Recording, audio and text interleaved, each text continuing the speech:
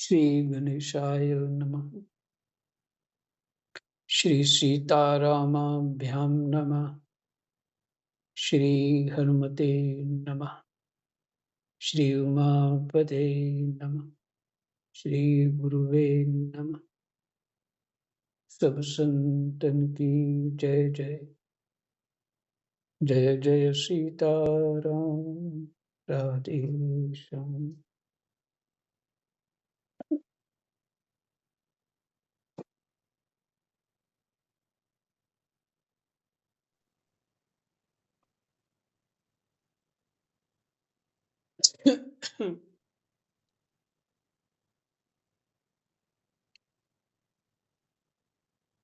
दशम स्कंद 26वां अध्याय।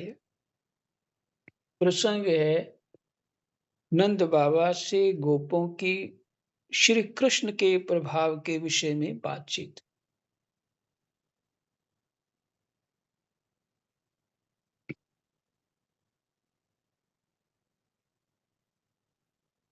कृष्णाय वासुदेवाय हरे परमात्मने प्रणतः क्लेशनाशाय गोविंदाय नमो नमः। श्री सुखदेव जी कहते हैं, परीक्षित ब्रज के गोप भगवान श्री कृष्ण के ऐसे अलौकिक कर्म देखकर बड़े आश्चर्य में पड़ गए। उन्हें भगवान की अनंत शक्ति का तो पता था, उन्हें भगवान की अनंत शक्ति का तो पता था नहीं। वे इकट्ठे होकर आपस में इस प्रकार कहने लगे, इस बालक के ये कर्म बड़े अलौकिक हैं। इसका हमारे जैसे गंवार ग्रामीणों में जन्म लेना तो इसके लिए बड़ी निंदा की बात है। यह भला कैसे उचित हो सकता है, जैसे गजराज कोई कमल उखाड़कर उसे ऊपर उठा ले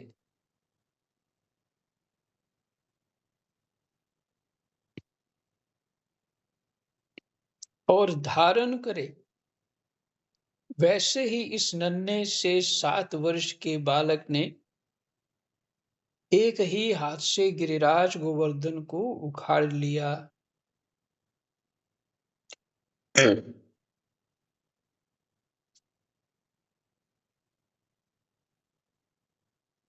और खेल खेल में 7 दिनों तक उठाए रखा।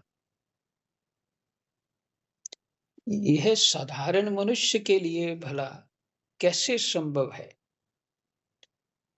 जब ये नन्हा सा बच्चा था, उस समय बड़ी भयंकर राक्षसी पूतना आई और इसने आंख बंद किए किए ही उसका स्तन तो पिया ही, प्राण भी पी डाले। ठीक वैसे ही जैसे काल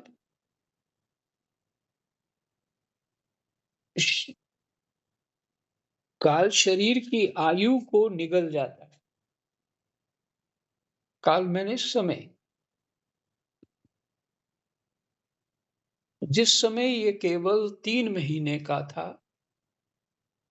और छकड़े के नीचे सोकर रो रहा था, उस समय रोते रोते इसने ऐसा पांव उछाला कि उसकी ठोकर से वह बड़ा भारी छकड़ा उलटकर गिर ही पड़ा।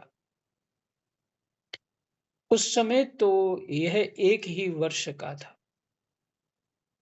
जब दैत्य बवंडर के रूप में इसे बैठे बैठे आकाश में उड़ा ले गया था,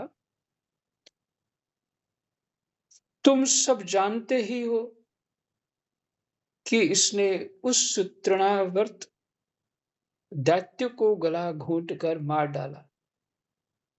उस दिन की बात तो सभी जानते हैं कि माखन चोरी करने पर यशोदा रानी ने इसे उखल से बांध दिया था। यह घुटनों के बल बकैया खींचते-खींचते उन दोनों विशाल अर्जुन वृक्षों के बीच में निकल गया और उन्हें उखाड़ ही डाला। जब यह ग्वाल-बाल और बलराम जी के साथ बछड़ों को चराने के लिए वन में गया हुआ था, उस समय इसको मार डालने के लिए एक दैत्य बगुले के रूप में आया और इसने दोनों हाथों से उसके दोनों ठोर पकड़कर उसे तिनके की तरह चीर डाला। जिस समय इसको मार डालने की इच्छा से एक दैत्य बछड़े के रूप में बछड़ों के झुंड में घुस गया था, उस समय इसने उस दैत्य को खेल ही खेल में मार डाला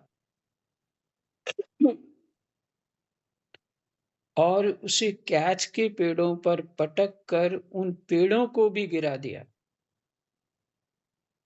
इसने बलराम जी के साथ मिलकर गधे के रूप में रहने वाले धेनुकासुर तथा उसके भाई बंधुओं को मार डाला और पके हुए फलों से पूर्ण तालवन को सबके लिए उपयोगी और मंगलमय बना दिया।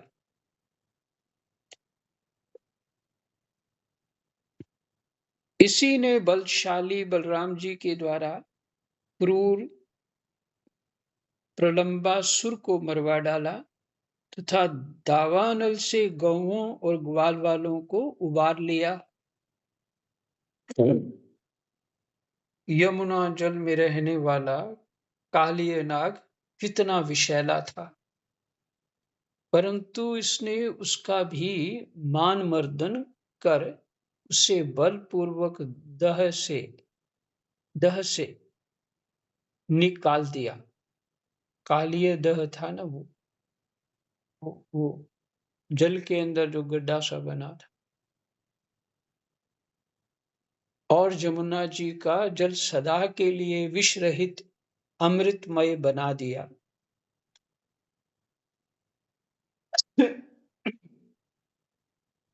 नंद जी, हम यह भी देखते हैं कि तुम्हारे इस सांवले बालक पर हम सभी ब्रजवासियों का अनंत प्रेम है और इसका भी हम पर स्वाभाविक ही स्नेह है। क्या आप बतला सकते हैं कि इसका क्या कारण है? भला कहाँ तो ये 7 वर्ष का नन्हा सा बालक और कहाँ इतने बड़े गिरिराज को 7 दिनों तक उठाए रखना। ब्रजराज, इसी से तो तुम्हारे पुत्र के संबंध में हमें बड़ी शंका हो रही है।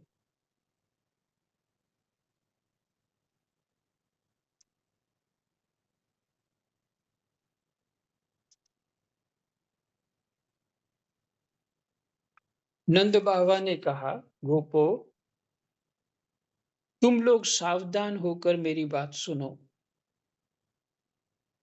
मेरे बालक के विषय में तुम्हारी शंका दूर हो जाए, क्योंकि महर्षि गर्ग ने इस बालक को देखकर इसके विषय में ऐसा ही कहा था। तुम्हारा ये बालक प्रत्येक युग में शरीर ग्रहण करता है। विभिन्न युगों में इसने श्वेत, रक्त और पीत ये भिन्न भिन्न रंग स्वीकार किए थे। इस बार यह कृष्ण वर्ण हुआ है। नंद जी, यह तुम्हारा पुत्र पहले कहीं वसुदेव के घर भी पैदा हुआ था, इसलिए इस रहस्य को जानने वाले लोग इसका नाम श्रीमान वासुदेव है ऐसा कहते हैं।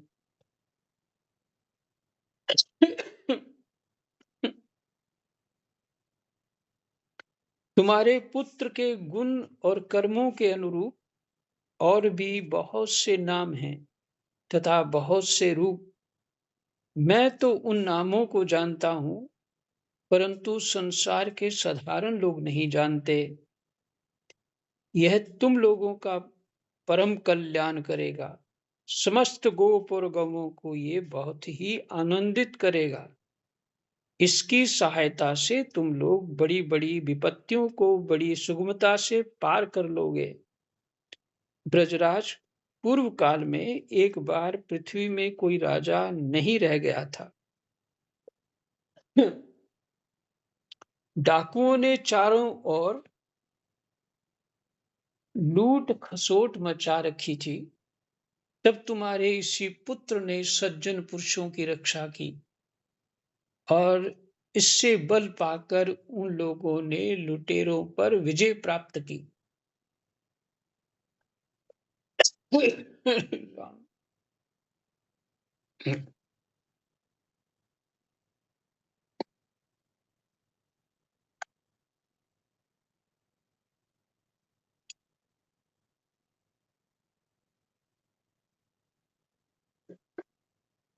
राम राम।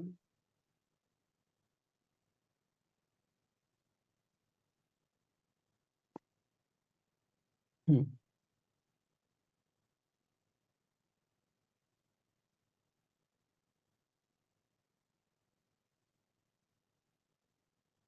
पूर्व काल में एक बार पृथ्वी में कोई राजा नहीं रह गया था। डाकुओं ने चारों ओर लूट खसोट मचा रखी थी। तब तुम्हारे इसी पुत्र ने सज्जन पुरुषों की रक्षा की और इससे बल पाकर उन लुटेरों ने राम राम उन लोगों ने लुटेरों पर विजय प्राप्त की।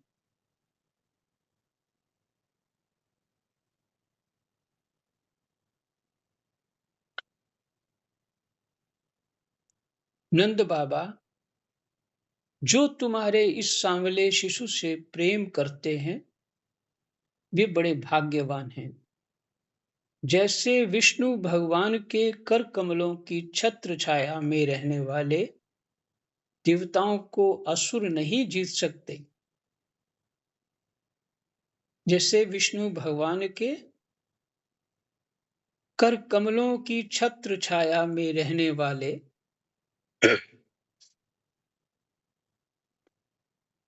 देवताओं को असुर नहीं जीत सकते, वैसे ही इससे प्रेम करने वालों को भीतरी या बाहरी किसी भी प्रकार के शत्रु नहीं जीत सकते। अब भीतरी शत्रु कौन से हैं? संख्या तो बहुत ज्यादा है, पर उनके मुख्य नाम जो हैं काम, क्रोध, मोह, लोभ, अहंकार और फिर इनके बच्चे बहुत सारे। ये भीतरी शत्रु हैं। और बाहरी शत्रु तो और भी कई प्रकार के हैं। दैहिक, दैविक, भौतिक, तापा। ये जो कभी महामारी हो जाती है, कभी वर्षा अधिक हो जाती है, गर्मी अधिक हो जाती है और सर्प कीट पतंग आदि और दुष्ट प्रकृति के जीव, मनुष्यवत अथवा पशु पक्षी इत्यादि, ये सब शत्रु ही हैं जीव। तो कहते हैं नंद जी,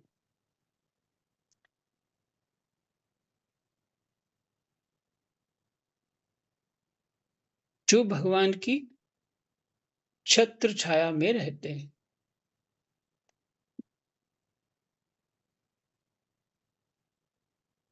जैसे देवताओं को असुर नहीं जीत सकते, वैसे ही इससे प्रेम करने वालों को भीतर या बाहरी किसी भी प्रकार के शत्रु नहीं जीत सकते।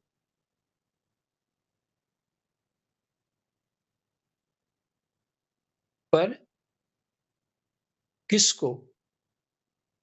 इससे प्रेम करने वालों को। प्रेम तो हो पहले। किसी भी प्रकार के शत्रु नहीं जीत सकते। नंद जी, चाहे जिस दृष्टि से देखें, गुण से, ऐश्वर्य और सौंदर्य से, कीर्ति और प्रभाव से तुम्हारा बालक स्वयं भगवान नारायण के ही समान है। अतः इस बालक के अलौकिक कार्यों को देखकर आश्चर्य न करना चाहिए।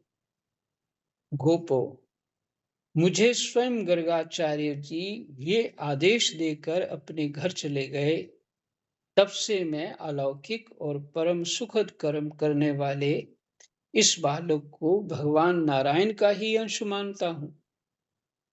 जब ब्रजवासियों ने नंद बाबा के मुख से गर्ग जी की ये बात सुनी, तब उनका विस्मय जाता रहा।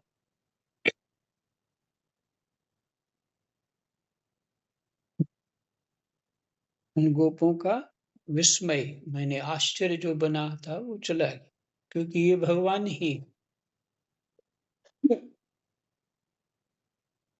क्योंकि अब वे अमित तेजस्वी श्री कृष्ण के प्रभाव को पूर्ण रूप से देख और सुन चुके थे। आनंद में भरकर उन्होंने नंद बाबा और श्री कृष्ण की भूरी भूरी प्रशंसा की।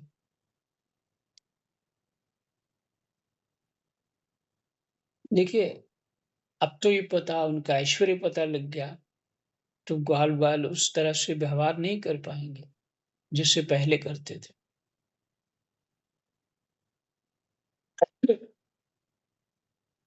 जिस समय अपना यज्ञ भंग हो जाने के कारण इंद्र क्रोध के मारे आग बबूला हो गए थे और मूसलधार वर्षा करने लगे थे, उस समय वज्रपात, ओलों की बौछार और प्रचंड आंधी से स्त्री, पशु तथा ग्वाले अत्यंत पीड़ित हो गए थे। अपनी शरण में रहने वाले ब्रजवासियों की ये दशा देखकर भगवान का हृदय करुणा से भर आया, परंतु फिर एक नई लीला करने के विचार से वे तुरंत ही मुस्कुराने लगे, जैसे कोई नन्हा सा निर्बल बालक खेल खेल में ही बरसाती छत्ते का पुष्प उखाड़ ले। वैसे ही उन्होंने एक हाथ से ही गिरिराज गोवर्धन को उखाड़ कर धारण कर लिया और सारे ब्रज की रक्षा की।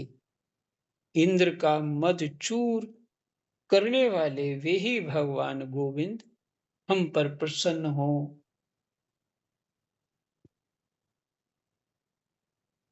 26वां अध्याय विश्राम। कृष्णाय वासुदेवा हरे परमात्मने प्रणतः क्लेशनाशाय गोविन्दाय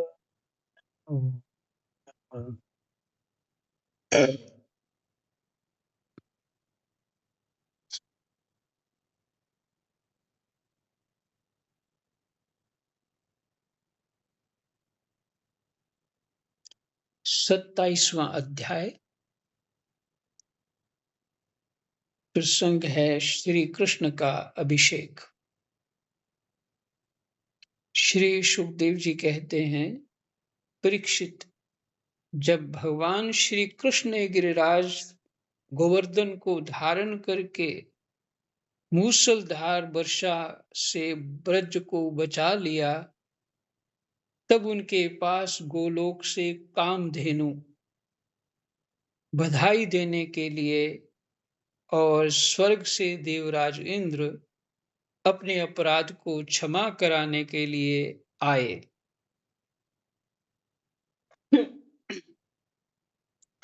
भगवान का तिरस्कार करने के कारण इंद्र बहुत ही लज्जित थे, इसलिए उन्होंने एकांत स्थान में भगवान के पास जाकर अपने सूर्य के समान तेजस्वी मुकुट से उनके चरणों का स्पर्श किया। परम तेजस्वी भगवान श्री कृष्ण का प्रभाव देख सुनकर इंद्र का ये घमंड जाता रहा कि मैं ही तीनों लोकों का स्वामी हूं। अब उन्होंने हाथ जोड़कर उनकी स्तुति की।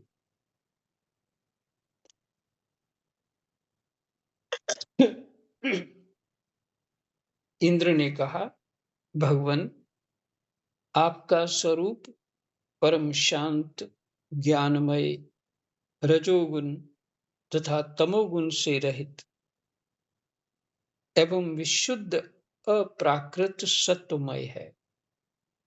फिर से इंद्र ने कहा, भगवान, आपका स्वरूप परम शांत, ज्ञानमय, रजोगुण तथा तमोगुण से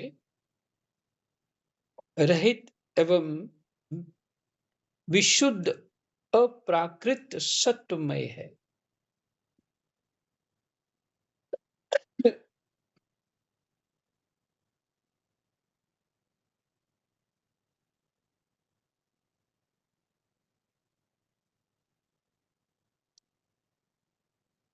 यह गुणों के प्रभाव रूप से प्रतीत होने वाला प्रपंच केवल मायामय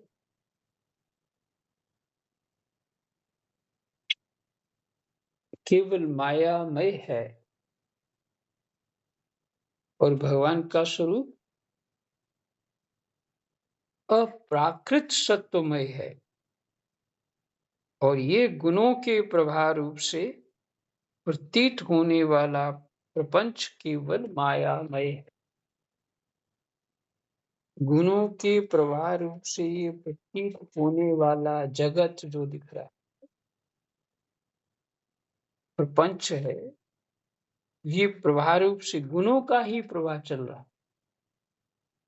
सत्व रज तम होने वाला प्रपंच केवल मायामय है, माया है, इल्यूजन जैसा है। क्योंकि आपका स्वरूप ना जानने के कारण ही आप में इसकी प्रतीति होती है।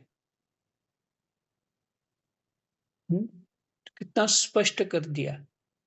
क्योंकि आपका स्वरूप ना जानने के कारण ही आप में इसकी प्रतीति होती है। किसकी? प्रपंच की।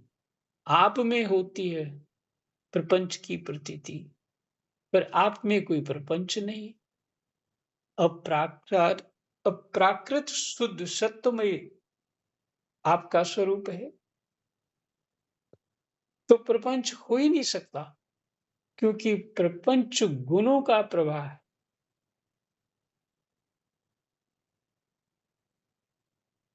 तो जो आपके स्वरूप को नहीं जानते, इस कारण से माया के प्रभाव से ये जगत दिखता है, पर ये जगत गुणों के कारण दिखता है नहीं। गुण सब लोप कर दे तो फिर पीछे क्या बचे? वही अप्राकृत।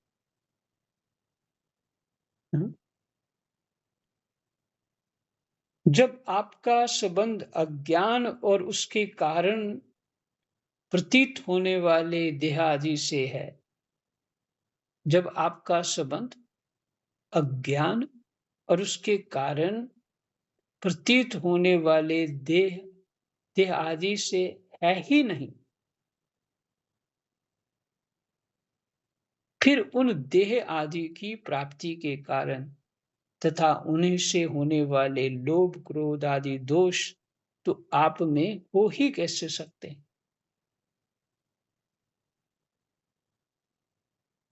ये कौन कह रहे हैं? इंद्र भगवान कह रहे हैं।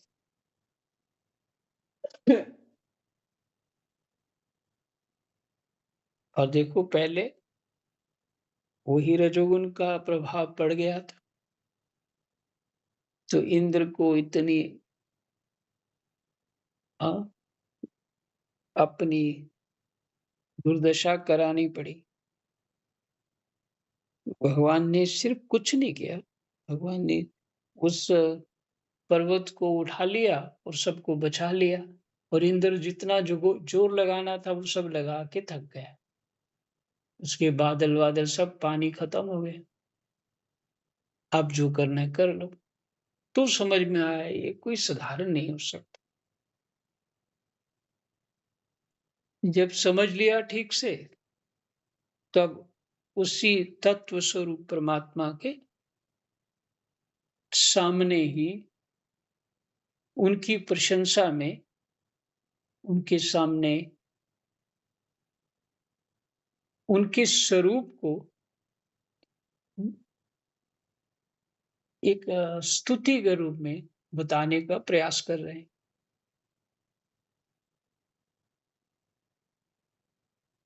प्रभु, इन दोषों का होना तो अज्ञान का लक्षण है।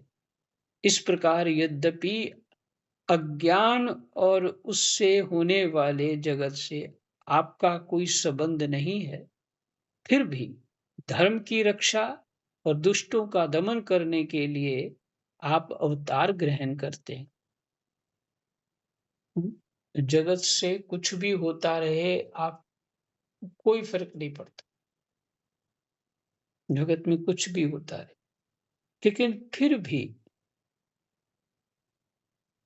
अहेतुक कृपा है परमात्मा की। फिर भी धर्म की रक्षा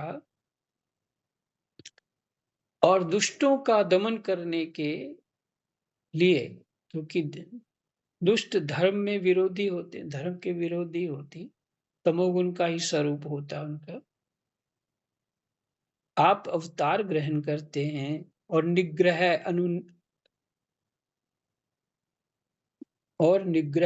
अनुग्रह भी करते हैं। माने उनको दंड देना उन पे या कृपा कर देना, ये तो करते हैं। आप जगत के पिता, गुरु और स्वामी हैं। आप जगत का नियंत्रण करने के लिए दंड धारण किए हुए दुस्तर काल हैं। आप अपने भक्तों की लालसा पूर्ण करने के लिए स्वच्छंदता से लीला शरीर प्रकट करते हैं, माने अपनी इच्छा से। और जो लोग हमारी तरह अपने को ईश्वर मान बैठते हैं, उनका मान मर्दन करते हुए अनेकों प्रकार की लीलाएं करते हैं। अपनी बात इंद्र को खूब अच्छी तरह समझ में आ गई कि क्या गलती है। प्रभु, जो मेरे जैसे अज्ञानी और अपने को जगत का ईश्वर मानने वाले हैं, वे जब देखते हैं कि बड़े-बड़े भय के अवसरों पर भी आप निर्भय रहते हैं, तब वे अपना घमंड छोड़ देते हैं और गर्व रहित होकर संत पुरुषों के द्वारा सेवित भक्ति मार्ग का आश्रय लेकर आपका भजन करते हैं। पाठ को तन्मयता से सुना जाएगा तो बहुत रस होगा और बहुत बातें जो हैं उसमें गंभीर, कुछ-कुछ तो समझ अवश्य आएँगी। इसे अभी आप सभी लोग बड़ी तन्मयता से सुनते ही हैं और समय से उपस्थित भी होते हैं पाठ सुनने के लिए। मेरा तात्पर्य है बात कहने का कि मुझे अच्छा लग रहा है बहुत। हुँ, और अगर आप लोगों का ध्यान हटा, तो आपको उतना रस नहीं आएगा।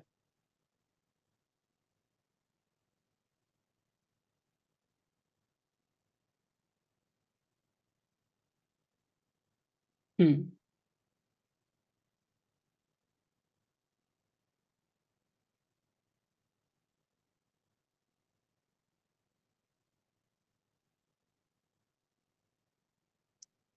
हम कहाँ पहुँचे थे भूल ही गया। महाराज जी श्लोक श्लोक नंबर 7वां 7 पर श्लोक थे, पूरा 7 किया पर। महाराज जी। अच्छा जी। 7वां श्लोक पूरा किया। प्रभु, मैंने ऐश्वर्य के मद से चूर होकर आपका अपराध किया है, क्योंकि मैं आपकी शक्ति और प्रभाव के संबंध में बिल्कुल अनजान था। परमेश्वर, आप कृपा करके मुझ मूर्ख अपराधी का ये अपराध क्षमा करें और ऐसी कृपा करें कि मुझे फिर कभी ऐसे दुष्ट अज्ञान का शिकार न होना पड़े। स्वयं प्रकाश इंद्रियातीत परमात्मन, आपका ये अवतार इसलिए हुआ है कि जो असुर सेनापति केवल अपना पेट पालने में ही लग रहे हैं और पृथ्वी के लिए बड़े भारी भार के कारण बन रहे हैं, उनका वध करके उन्हें मोक्ष दिया जाए। और जो आपके चरणों के सेवक हैं, आज्ञाकारी भक्तजन हैं, उनका अभ्युदय हो, उनकी रक्षा हो। भगवान, मैं आपको नमस्कार करता हूँ। आप सर्वांतर्यामी, पुरुषोत्तम तथा सर्वात्मा वासुदेव हैं। आप यदुवंशियों के एकमात्र स्वामी, भक्तवत्सल एवं सबके चित्त को आकर्षित करने वाले हैं। मैं आपको बार-बार नमस्कार करता हूँ। फिर से सुन लीजिए।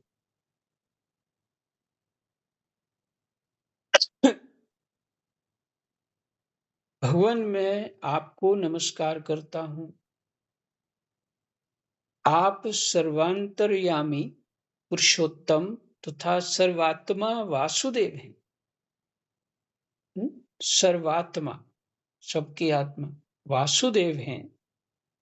आप यदुवंशियों के एकमात्र स्वामी, भक्त वत्सल एवं सबके चित्त को आकर्षित करने वाले हैं। मैं आपको बार-बार नमस्कार करता हूँ। आपने जीवों के समान कर्मवश होकर नहीं, स्वतंत्रता से अपने भक्तों की तथा अपनी इच्छा के अनुसार शरीर स्वीकार किया है।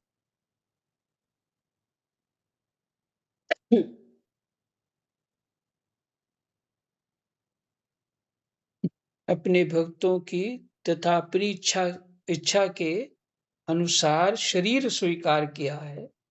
आपका ये शरीर भी विशुद्ध ज्ञान स्वरूप है। आप सब कुछ हैं, सबके कारण हैं और सबके आत्मा हैं। मैं आपको बार-बार नमस्कार करता हूँ। भगवन, मेरे अभिमान का अंत नहीं है और मेरा क्रोध भी बहुत ही तीव्र मेरे वश के बाहर है। जब मैंने देखा कि मेरा यज्ञ तो नष्ट कर दिया गया, तब मैंने मूसलाधार वर्षा और आंधी के द्वारा सारे ब्रजमंडल को नष्ट कर देना चाहा। परंतु प्रभु, आपने मुझ पर बहुत ही अनुग्रह किया। मेरी चेष्टा व्यर्थ होने से मेरे घमंड की जड़ उखड़ गई। आप मेरे स्वामी हैं, गुरु और मेरे आत्मा हैं। मैं आपकी शरण में हूँ। यही विश्राम करते हैं।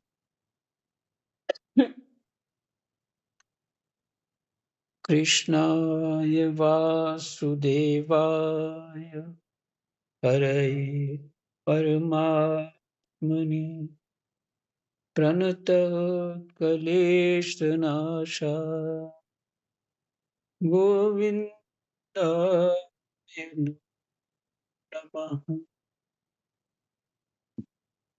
जय जय सीता।